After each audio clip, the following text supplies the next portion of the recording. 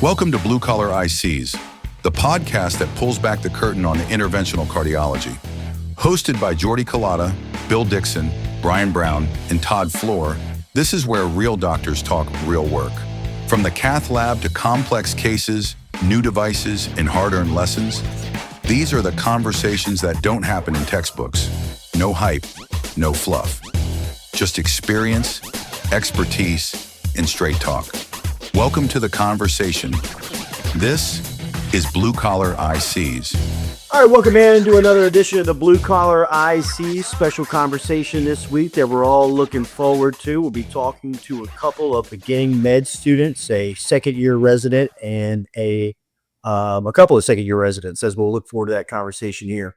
To get us going is our usual crew and suspects. We have our CEO here this week, of course, Todd Floor, and of course our doctors, Dr. Brian Brown and Dr. Bill Dixon. Dr. Brown, take it away, sir. Well, this show was actually Bill's idea, and I think it's a great idea. And a lot has changed since Bill's been in med school, since I've been in med school. My dad went to med school. I think he graduated in 1978. He said it was during the war, and they shortened it up to 3 years, which would have been kind of cool. I mean, I think the amount of training we do is probably excessive, which is interesting because I remember being at a conference with a British physician that works at the Royal Brompton, who actually invented the device that Bill has put in, the reducer that J&J bought, and he said we don't train long enough. How old are we supposed to be when we start practicing medicine? Yeah, so they used to say the bad part about being on call every other night is you miss half the good cases. Yes. So this is really cool because Eva, introduce yourself. Tell us about your grandfather a little bit. Hi, my name is Eva. I currently work for Dr. Dixon as a clinical assistant, bridging the gap between a scribe and a medical assistant. And I do have a family background in medicine. My grandfather is an orthopedic trauma surgeon. He's since retired. He's 97. So he's been in the game for a pretty long time. And so he came over to the U.S. He's originally from Austria and trained up in New Jersey before relocating down to South Florida. And so he's been practicing in South Florida since the 60s. So that's where my medical background kind of began. And I joke that he gave me the bug for medicine. And since then, I've kind of gone on my own journey and decided I wanted to be a physician. And so I applied to med school last year, and I'm very excited to say I'm matriculating to a med school in about 2 weeks. Which one? And Florida State University. Florida State, Bernal. There we go. Yep, I'm an alumni of FSU, so it's really special that at some point in time, I'll be able to call myself a double alumni. So I hold that very near and dear to my heart. So Anne-Marie, tell us a little about yourself. I'm Anne-Marie Brown. I am a second-year family medicine resident at the Tallahassee Memorial Hospital, FSU now, family medicine resident. I graduated 2 years ago now from the FSU College of Medicine, from a small town pretty close to the area. And I rotated with Dr. Dixon as a fourth-year medical student in my cardiology rotation. So that was very cool. Kind of come full circle and go from very little knowledge, I feel like, of anything, and then now having, calling consults and reaching out sometimes to the cardiology crew. So full circle. And then to do Anne-Marie, how much of a monster and how unfunny was Dr. Dixon? It's actually incredibly funny. I very much enjoyed the rotation. We went over to, that was funny, I forgot that. We went over to Marietta a lot for, you do some interventional cardiology over there. And I had actually rotated there as a third-year med student, so that was very fun. There's a specific instance where I was in front of Dr. Dixon, was being a gentleman and was like, "No, you go ahead." I was like, "No, please, you go in front of me in the food line because their food is not heart healthy." And I did not want to be judged for my choices. But I was ahead of him, and I got, okay, let me get the fried chicken and the mashed potatoes and the fried okra and the fried squash. And he fine the exact same thing. I thought, okay, if the cardiologist is getting it, I don't feel so bad now. Medical school training and medicine is about survival. You got to do what you Yes, do. sir. So quick story. So I was at this store in town called the Gym Collection, And, you know, my wife has a wish list. So if I need to buy her something, I just go. When I walk in, their eyes light up because they know I'm going to buy something. I'm like, let me see the list. All right, I picked that. So I was in there and I ran into Anne Marie's current fiance. And he was buying her engagement ring, but she did not know that yet, right? I did not. I He did had not. not proposed yet. No, had not. Had not met So, with hey, her what are you doing here? invitation. He's like, I'm buying an engagement ring. I'm like, for who? So her fiance works in the EP lab. He's a good dude. Josh, he's a good dude.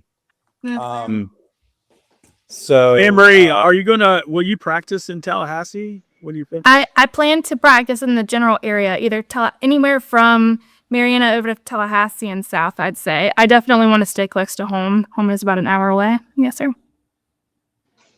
awesome. And then I ran into Dr. Dixon there as well. So he frequents it. Ran into. So I go to Marianne every week. I was there every Wednesday, and so that's where we saw Anne Marie. So it's very cool. So we got Ava's grandfather, we got Brian's dad, and then I graduated med school in 1994. When did you graduate, Brian? 2010. No way. Med school? Stop. 2010, I think. Med school. All right. And Anne Marie? I was 2024. All right. Ava? I'm just starting. All right. So what we wanted to talk about was medical education then and now. So Let's do the years though, Bill. This is good. So you Okay. said 90. Do you say 94? 94, I'm old as dirt. Okay, so 94, you got 16 until me. And then Anne Marie, you said 2 years ago, 24. 24, Mhm. yeah. All right, so then between us, you have 14 years. So 16 years, 14 years. And then Ava, it'll be 4 years from now. So that's 30. It's Fred. Then we got Ava's granddad and your dad. So you guys both probably have some insight from what their training was like. Yeah. So traditionally med school is 4 years. I've actually seen some stuff about them shortening it to 3 years. Have you seen that, Brian? That's my dad, 3 years. Really? Well, that was different, right? He said it was during the Vietnam War, so they shortened it. So the 4th year, you typically do electives. And so some people think that's not necessary.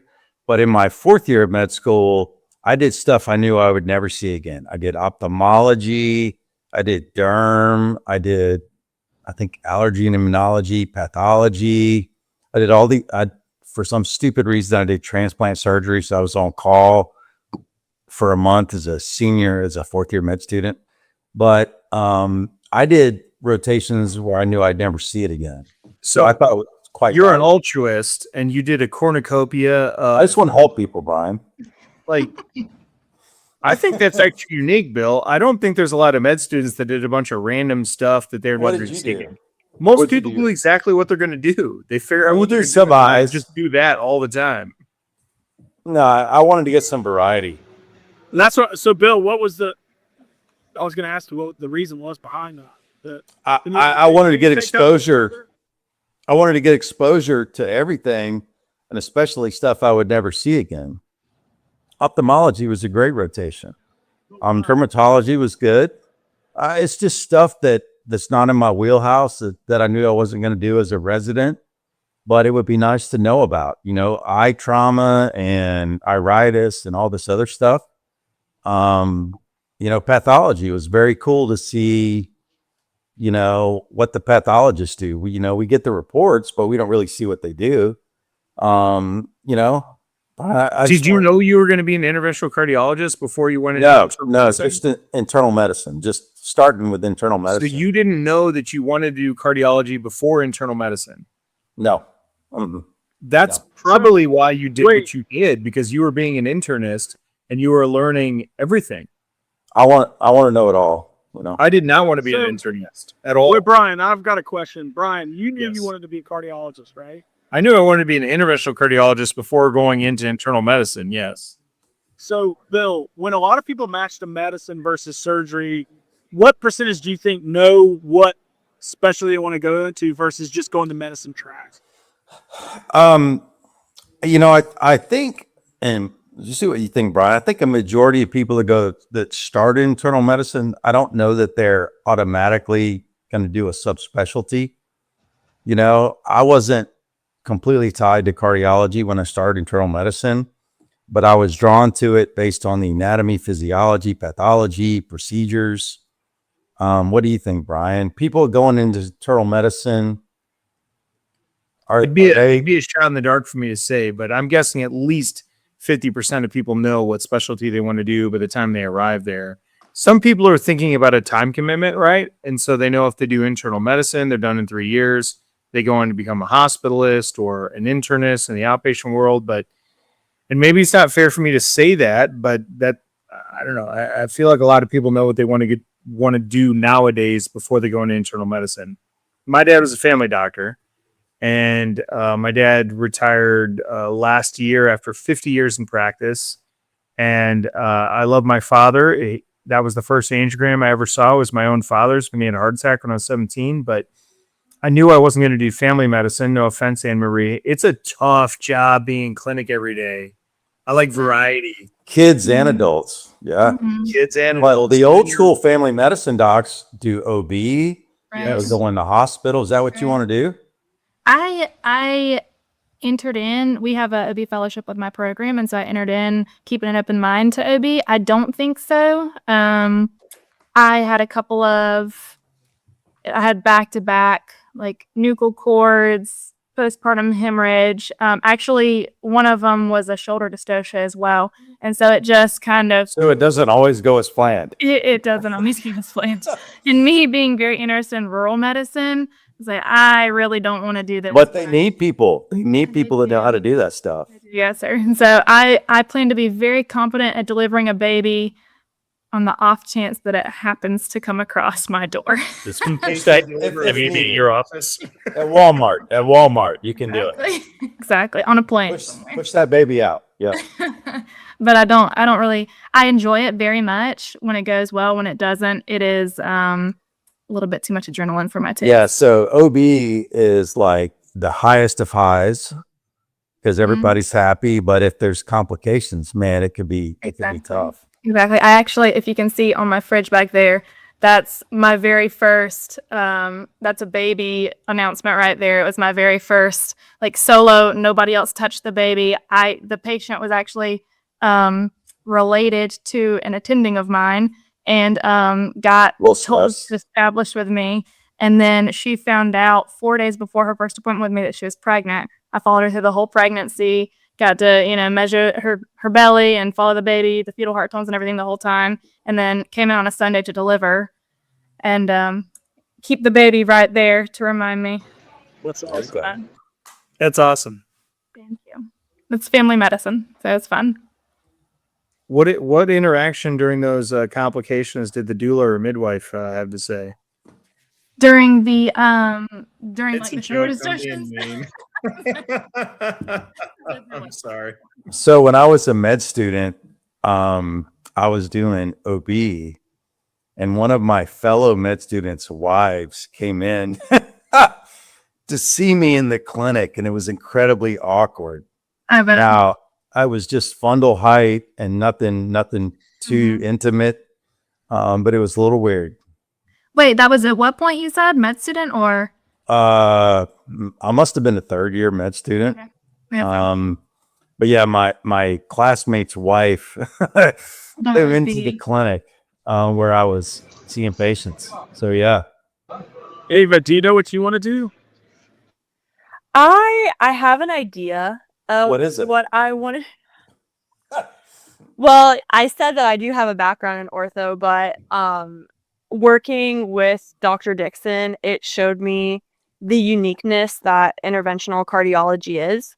So I know that 75% of med students change what they want to go into as they advance through med school, but I have absolutely fallen in love with the field of interventional cardiology. I tell everyone that I think it's the perfect mix of fire under your butt, where you're in the cath lab, things can go wrong and you have to fix them. You get a STEMI coming in and you got to use your brain and all your tools to solve the issue, but it's also a perfect mix of like continuity of care. I really have loved over my different medical positions and jobs following patients over their lifetime. And I love that Dr. Dixon has that a part of his practice, following people across time. But also, what's really unique about interventional cardiology is the medical innovation. Being in the cath lab, I've come across so many different medical tools and gotten to learn alongside Dr. Dixon what these tools can do for patient health. And so I think that's pretty unique and beautiful about IC. So it's definitely what I'm interested in. And I know that Dr. Dixon probably wants me to follow in his shoes. He's trying to brand the next IC, but that's what I'm interested in right now. So Got to be blue collar. You're going to get to rotate on so many cool different things, and Yeah. you'll see all these different things. But what I love that you brought up was continuity of care. And it's true, cardiology as a whole has a ton of continuity of care, just like family medicine. You're going to follow these people, and that is lost in certain fields. But I want to bring it back to medical education because this was Bill's idea. So talking about continuity of care and training, and Marie, you were in a state that Bill and I weren't. So our rules came into play at the tail end of my training process, 16 hours. Can you tell us a little bit about our restrictions in training? I don't know if they exist in med school yet. Does anybody know? Med school, probably not. So I graduated med school in 94 and did my residency. I was chief resident in 97. And that's when some of the hour restrictions started taking place, and the number of patients you could admit overnight, and then you had to go home the next day at noon. Is that right, Anne Marie? There's some rules to it, honestly. I can't even remember. I feel like it was 40 or 60. It was not. It might have been 80. Our rules now are 80 averaged over 4 weeks. And just wanted to point out that I was born in 1997. But Thank you for that. No, at that No, phrase, Sarah did 16 hours on a continuous shift, correct? We had a we would have an MOD, medical officer of the day, internist, internal medicine resident would take all the admissions. We had 2 interns. You divvy them out, and you'd admit 15, 16 patients sometimes in 24 hours. And then all the stuff you had to order, you would be there till 5, 6, 7 the next day. And my wife, she would call me and was like, "When are you coming home?" Like, "When I'm done." And she's like, "Don't they know that you were on call last night?" I'm like, "Yeah, but it's irrelevant. I mean, you got to get the work done." But that has changed over time where, Anne Marie, do you have to leave by noon post call? so the rule is it's 24 hours max, but then you can have like an 8-hour extension over that. There have been days, especially as family medicine, our only days where we're actually on for 24 hours is OB. Right. And then after that, you're handing off to the next team. Do you have, so when you're not OB, do you have like a 7 to 7P to 7A night shift kind of thing? It's supposed to be like a 7:30 to 8:30ish the next day, but then you also have to hand off. And then if you have unfinished things or like even procedures, because we try to do our own, and you're trying to get involved in your own, Like thoracentesis, paracentesis, that kind of stuff. And if an attending, if they're stable enough to wait until the morning when the attending comes, you're doing rounds, and then you're going through and handling things like that. And not that happens super often, but I've stayed for like lumbar punctures and things like that later on in the day. But typically they try to get you out. It's gotten a little bit better recently, so try to get you out by like 10 or 11 the next day. And you come Is in. that what you do, Brian, when you're on call overnight? Are you gone by 10, 11? I was on call last night. So was I. Work already the other day. Go in? Did you go in? I actually did not. The I did problem not is either. I'm so hardwired to being awake. Thank the It's like, Lord. if I'm on call, it's just the day it's ruined. It's just So what we it go is. we go in at 2 a.m. For STEMI or whatever, and then you work the next day. You have a full day. You have clinic or you're in the cath lab. So a little bit of concern is the training doesn't necessarily prepare you for real life. Right. Private practice, where you can't say, I was on call last night, I have to leave by noon. Right. Brian, you have any thoughts on that? Well, actually, I wanted to throw it to Jordy and Todd for a second because they're going to be an outsider's perspective. I've seen some news articles recently. In fact, I saw a post from a guy. In fact, I think you sent it to me, Bill. And he said, I'm proud to say that I'm going home. Right. Pilots and whoever can't work this long. But that's a very difficult conversation, because are you suggesting that you can't safely perform the procedure that you've done thousands and thousands of to do? That's problematic. But at the same time, there's no one else to literally do it. Right. If you don't, who is going to do it?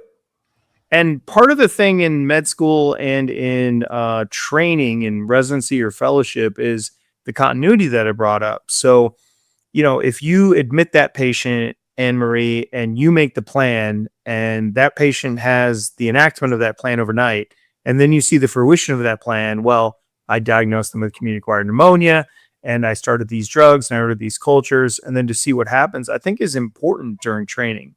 Absolutely. And when you go home and you probably, because you're awesome, you stock the chart and you say, what happened to my plans? What I put in play? What happened? And I'm sure most people do, but med school and training is torture. I mean, that's just, the question is that torture okay or not? So Jordy and Todd, you see a lot of physicians, you see what we do. Is the amount that we're asked to work wrong? Are we fooling ourselves? Is this the right thing to do? By the way, I was just on the VCOM campus and at our local med school, and they said there'll be a shortage of 140,000 physicians by like 2032. So anyways, go with that. Jordy or Todd, what do you think? Well, listen, first of all, I'll start. I've got a lot of friends that are interventional cardiologists, and you all work so extremely hard. It's insane. It's nonstop. Someone's always pulling at your lab coat. I just don't know how you do it. And I have just mad respect for all of you that do. At the same time, my dad was a general surgeon, so I grew up around that. He took call every other night in a small town for my whole, life, really, for a long time. And watching him do what he did was really amazing as well. But I've never really thought and pondered about that question, so I'm kind of at a loss there. I know that if you calculated the amount you make per hour, you'd probably throw up, right? I just remember my dad reading charts in front of the news at night while we're watching TV, et cetera, et cetera, et cetera. It never, ever stops. So I think it's an honor and a privilege. I would love to know what it's like to do what you do, to actually see a patient, save their life, save a family member's life, to know that, your training and your hands and your mind actually heal somebody the way you do. I don't know what that's like, and I won't ever know what that's like. I'm a bit envious, and so it like the responsibility you carry and the load you carry is probably. I think you all have like a fifth gear and a gift that you've been given to be able to do what you do and to have the passion for it. And it's something that it's hard for a mere mortal like me to seriously to know, to explain. So Jordy, I'm gonna let you take a crack at it because I don't know. I guess that's a long-winded way of saying that. Well, if you don't know, I sure as hell don't know. Yeah, but Jordy, you worked in other fields and you see what people do. But what I do see is what drove me into my profession at a young age, and it's a lot of passion. I see, I am talking safety to all these caretakers, and one of the things that really jumps out is that the majority of them have a mindset and come from a place and an approach that they don't necessarily prioritize that. They don't necessarily think about that. It's all about saving the patient. It's all about doing the job. It's all about getting the job done. It's all about, where is the next problem that I need to solve? So from that standpoint, I am envious, as Todd said, in the sense too, because I remember those feelings of, having that fire that burnt, that just drove you to stay up all night, didn't care what was the next challenge, whatever the job, the field presented. You can see in these labs, in the doctor's eyes, faces, approaches of their world, that it's all that matters. So yeah, to answer that question from my, semi-novice brain of this world, you probably all are overworked, but I think if you asked the field, nobody would probably admit it while you're in it. If I went to Dr. Dixon or Dr. Brown, or, our two fellows here, that when you're in the fight, when you're in the game, when you're under the lights, when it's on, and I asked you, you ready for take a break? I don't think anybody would say no. So Brian, she wants to stay over till the next morning to do that procedure, to do that next thing. And I think medical school and your training afterward is what creates what you guys were talking about. I didn't go in as a college student like the animal I am now. I will tell you that right now. I remember in med school being up at like 4 a.m. in California, calling my buddy. I'm like, dude, I'm on the road at 4 a.m. to get to this hospital. Like, I'm not going to wake up at 4 a.m. But that rigorous process makes you that person. You come out of the system trained. That's the point. So here's the thing. I am happy to take care of a sick patient anytime, day or night. That's what we're called to do. Now, you spend a lot of your time seeing BS stuff, right? That's like, this patient, their chest pain is not cardiac. But the people that their real stuff, Brian and I will see that anytime. I love to see real stuff because you can impact their outcome. You can have a difference in their outcome. So I will see that. And Ava's seen that. Ava knows the difference between BS and like the real stuff. Like, oh, this guy's sick. This is BS. This cath is going to be normal. I can tell you ahead of time. This cath is going to be normal. This is BS. But the sick people, that's what it's about. So I want to change gears a little bit and talk about medical training now. And I thought that's what we've been talking about, Bill. well, so let's talk about even getting into medical school. So the process of applying to medical school is very different. So I'm old as dirt. So when I applied to med school, there was not anything called the internet. There was no email. So The dark ages. What? I said the dark ages. The dark ages, the middle ages. So you had to literally handwrite your applications for medical school, and you had to do every single one. There was no replication. I can use the same, essay for this med school or that med school, but now they've centralized it, which makes it a whole lot easier. I had to write. But harder. Easier, what you're talking about as far as the work, but harder because everyone can apply everywhere.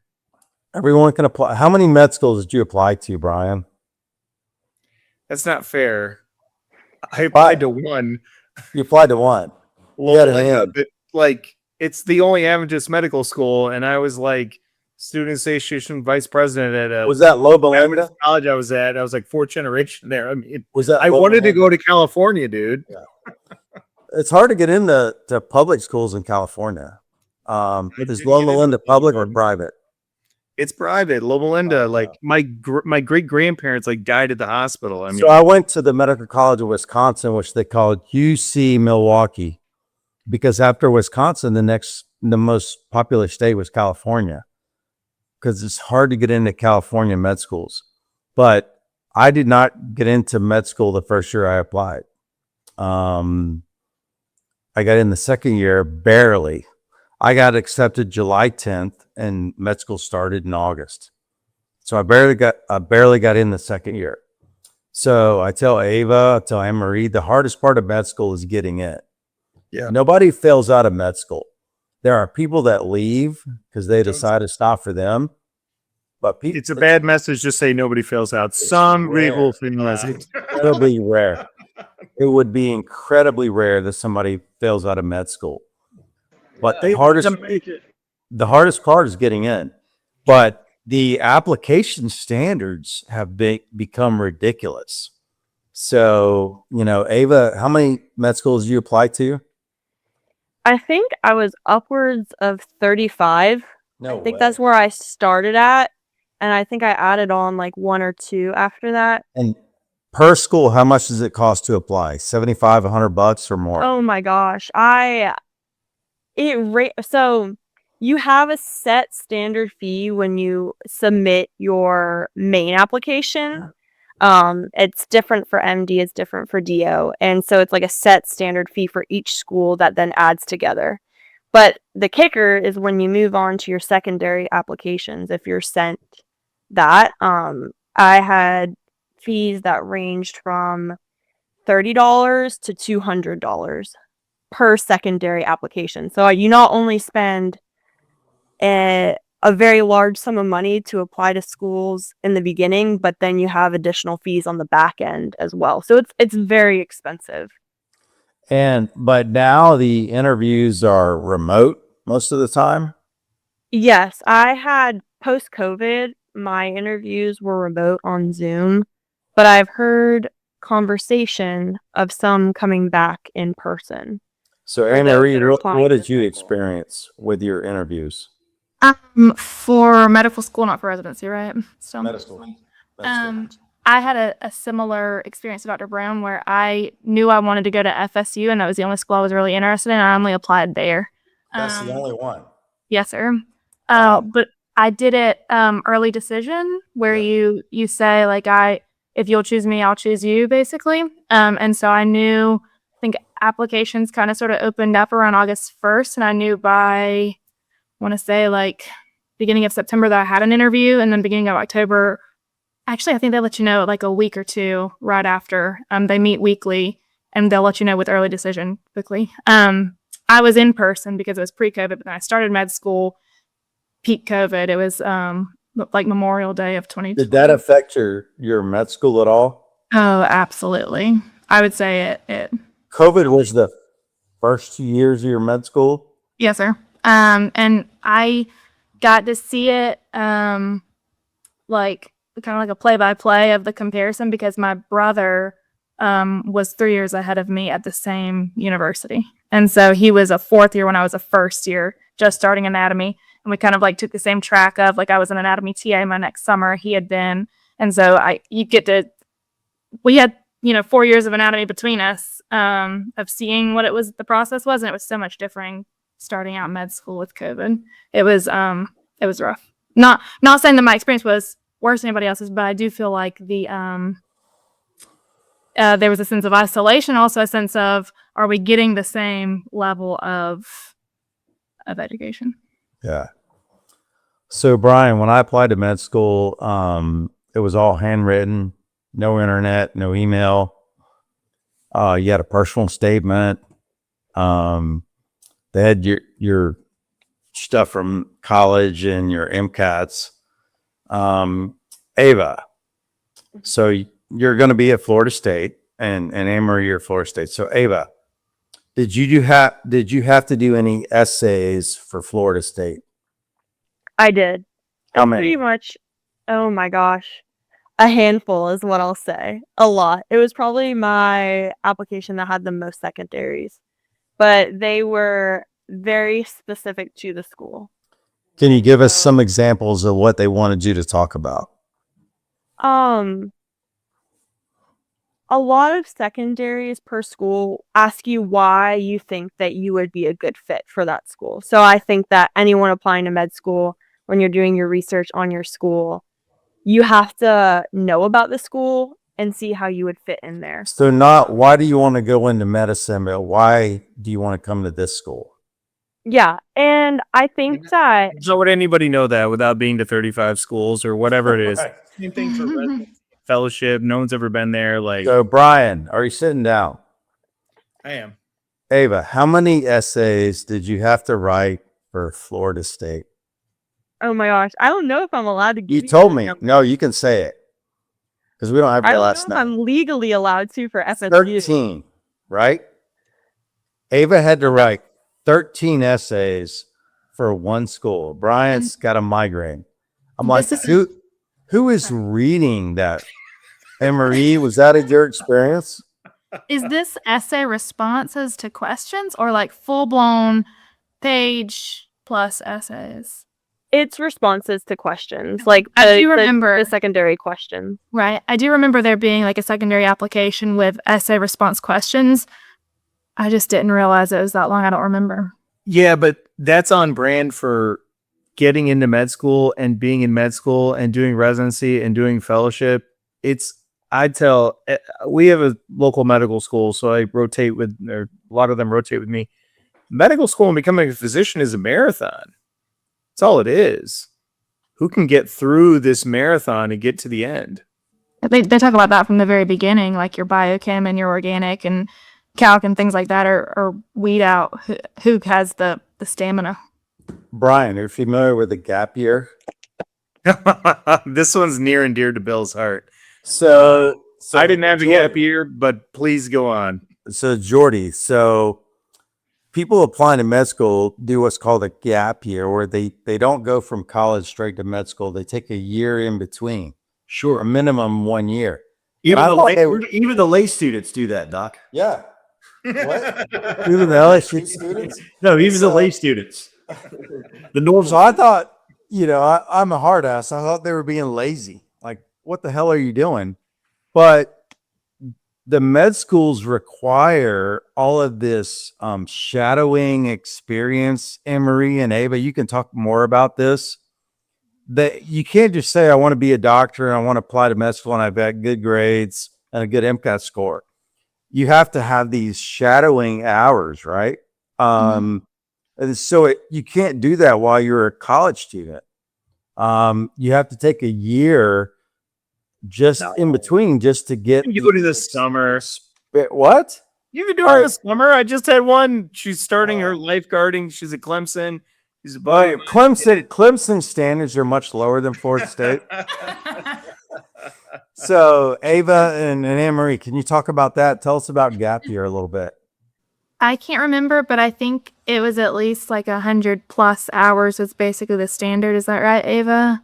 I don't think there's ever a set number because I know I didn't take a gap year and I was able to get mine on like weekends and summers and things like that. But I do think that a lot of people probably had a lot more hours than I did. I don't know if you know what the standard is. I'm not so sure what the standard is anymore, but I came in having about 100 hours of shadowing, but I had vastly more like clinical hours working as a medical assistant and then working in my current position as a clinical assistant. So I came in with, on the clinical side of things, like thousands of hours. So shadowing was only a very, very small percentage. Right. And I think that's like more beneficial because when you're shadowing, you only see so much. But when you're in the trenches, you kind of get a very good picture of what medicine entails. Are you in the trenches currently? And I said, No, I am not currently in the trenches. I am thoroughly enjoying my life right now. I'm in the process of handing my job off to the next me, Ava 2.0. So I'm really enjoying life right now, training the next me. I think Ava just earned a bonus. Yeah, there you go. So Anne-Marie, you did not do a gap year.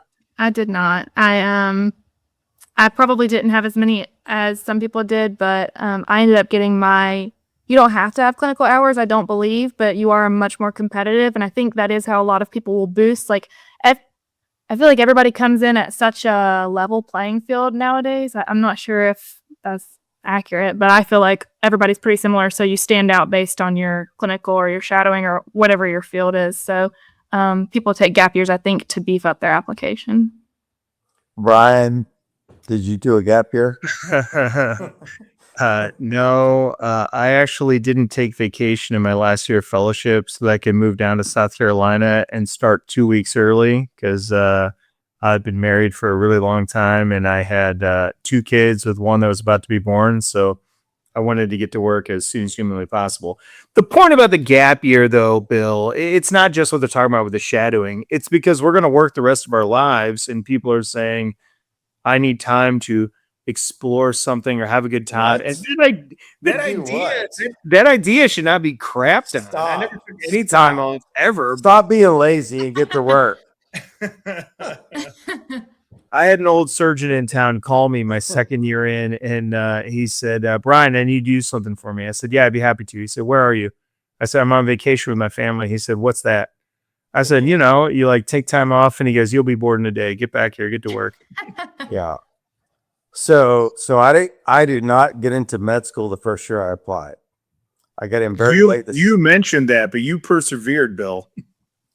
I got through it. So what did you do during that gap year after you were not accepted? Bill's actually done some incredible stuff that surprises me. So I'm really looking forward to hearing what this is. I went to the University of Florida for a semester, and they had a quarterback named Kerwin Bell and a coach named Galen Hall, and they sucked, and they hired some guy named Spurrier while I was there. And then I finished in December, and I didn't have a job for a couple of months. And then I worked at an auto garage with a guy I went to church with. I was changing oil and spark plugs and that kind of stuff, sweeping the floor. And then I got a job at a warehouse. They put me in receiving because I could do math. And the guy said, okay, the truck comes in, there's a pallet, it's 12 across, 12 high. That's 144. Do you understand? I'm like, yeah, I got it. That's a gross. Yeah. So what made me feel better, the guy next to me was an engineer, and he ended up getting a job at Lockheed Martin. Awesome. So when I got accepted to med school, I had to tell my boss, I got to give him a 2-week notice. I got accepted to med school. I'm going to be leaving. He says, you can't blame a man for bettering himself. So that's what I did. Worked in a garage and worked in a warehouse. Dude, I did oil and tires too. Yeah, I could do starters and spark plugs. I could do a tune-up. I could change oil. Yeah. Did you work in the service industry? Were you ever a server? You didn't have the mentality for it, maybe. I did it briefly in a fraternity. I delivered pizza in college. But that's what I did during my gap year. Worked in. I love that you hate the gap year and you took a gap year, and I understand you didn't. No, it was not by choice. It was not by choice. No, so Ava told me she had 13 essays for one school, and to me that is insanity. Isn't everybody just writing these essays with AI anyways? I mean, probably. And who's reading it? AI's reading it. Well, I would like to proudly say that I wrote all of mine and did not use AI, and I probably wrote about over 100 essays over the course of, I don't know, somewhere like 4 weeks. 100. So, yeah, it's very time consuming. I just think that's BS. I think these people in med schools are not doing clinical medicine. And I don't know if they're just trying to weed people out by attrition.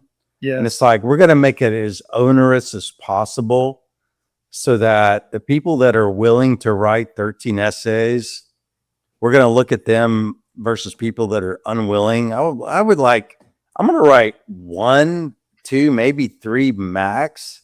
Like, I'm not writing 13 essays. That's ridiculous. So, I guess you got to weed them out somehow.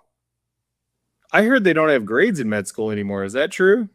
Anne Marie, like step 1 and step 2, there's no grades, right?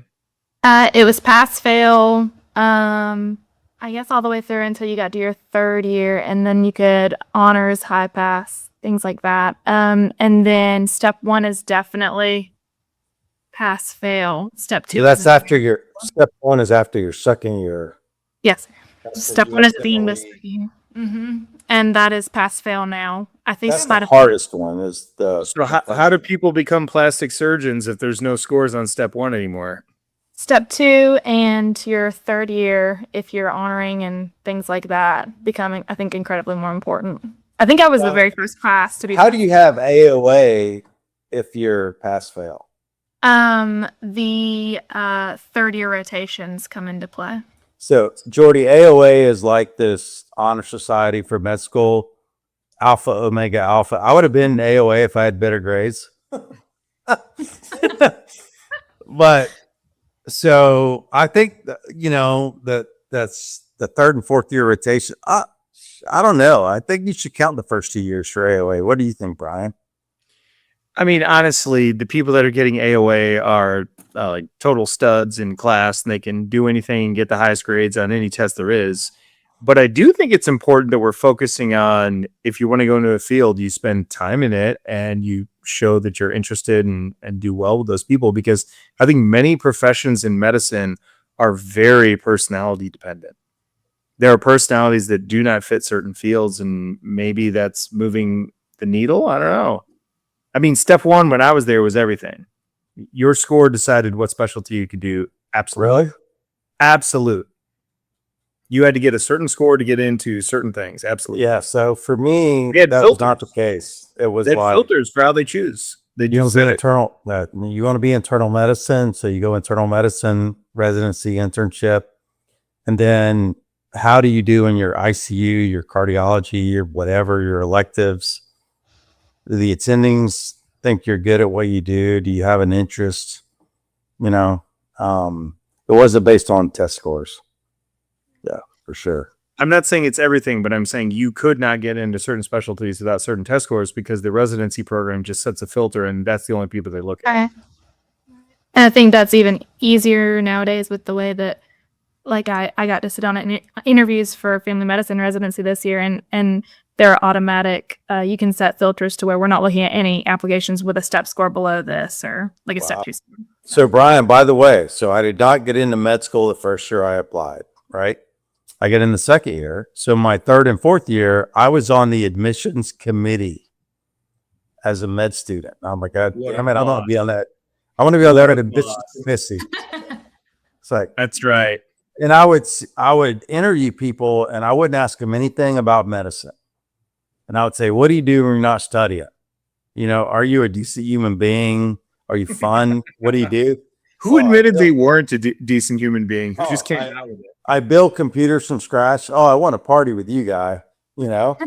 Hey, that's not fair. They got a place somewhere in medicine. It just Did you do that? Yeah, pathology. It's not interventional cardiology. Because that was also my med school interview experience. Was we talk almost zero medicine and almost zero about my application. It was just, hey, let's talk real life. And actually, I got interviewed by a fourth year med student who is now a surgeon at our hospital, and I just passed him on I was on an ICU rotation last month, and I saw him, and I was like, Dr. Rhodes. Okay. I was like, you interviewed me for med school, so it's pretty cool. So I interviewed at University of Florida, and it was an anesthesiologist who was late to the interview. And his question to me was, what would you do to improve the educational system in the state of Florida? I had no idea what he was talking about. It was like, he was pissed off about something, and it was like worthless. So it's a crapshoot sometimes who you interview with. It's ridiculous. It's true.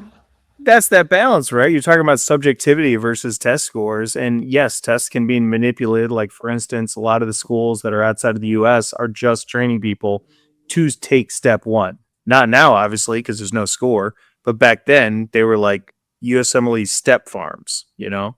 So it can be gamed, but it still differentiates someone trying hard. But I agree with you, Bill. I know what you want, Bill.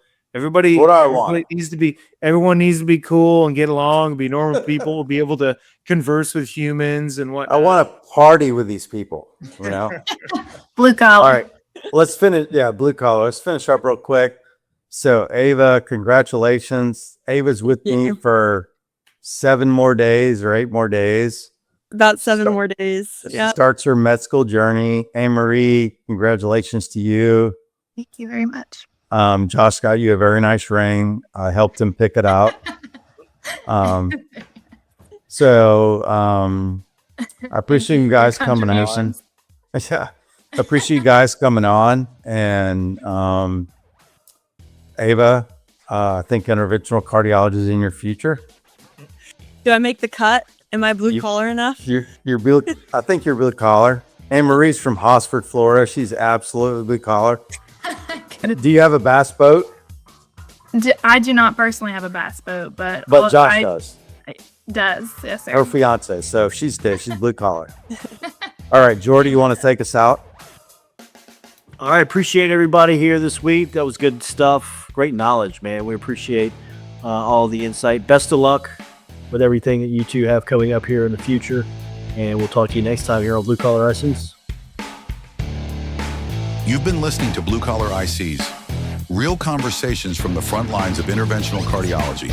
Special thanks to hosts Jordy Collada, Bill Dixon, Brian Brown, and Todd Floor for sharing their insight, experience, and perspective.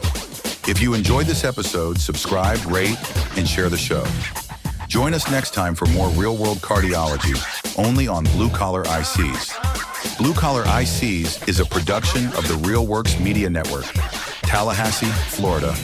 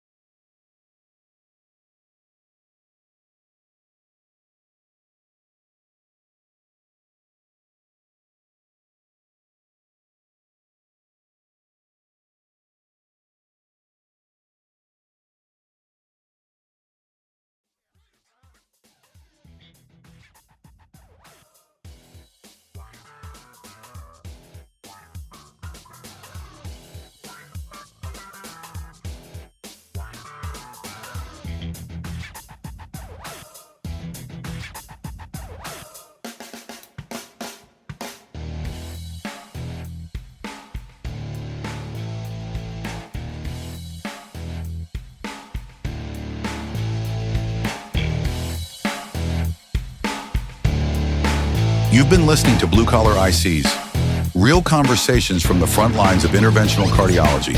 Special thanks to hosts Jordy Collada, Bill Dixon, Brian Brown, and Todd Floor for sharing their insight, experience, and perspective. If you enjoyed this episode, subscribe, rate, and share the show. Join us next time for more real-world cardiology, only on Blue Collar ICs. Blue Collar ICs is a production of the RealWorks Media Network, Tallahassee, Florida,